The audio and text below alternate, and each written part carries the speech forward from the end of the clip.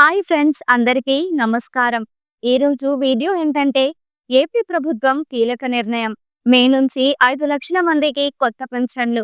ఎవరైనా కొత్తగా మన ఛానల్‌కి వచ్చినట్లయితే వెంటనే మన ఛానల్‌ని సబ్స్క్రైబ్ చేయండి. ఇంకా టాపిక్ విషయానికి వస్తే, ఆంధ్రప్రదేశ్ రాష్ట్రంలో కొత్తగా 5,00,000 మంది పెన్షన్ పొందేందుకు అర్హులుగా ఉన్నారని మంత్రి కొండపల్లి శ్రీనివాస్ వెల్లడించారు. ప్రభుత్వ ఆర్థిక సహాయంతో పేద ప్రజలకు మేలు కలిగించేందుకు త్వరలోనే ఈ పింఛన్లు మంజూరు చేయనున్నట్లు తెలిపారు.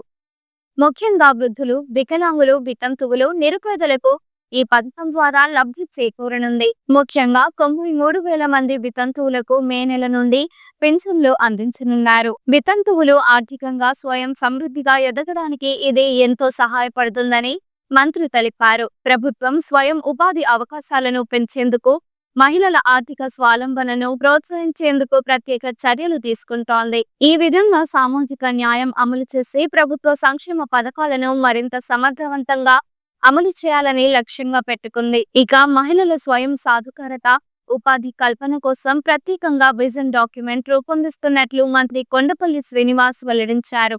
రాష్ట్ర వ్యాప్తంగా మహిళలకు మరింత ఉపాధి అవకాశాలను కల్పించేందుకు ప్రభుత్వం ముందుకు వస్తోంది.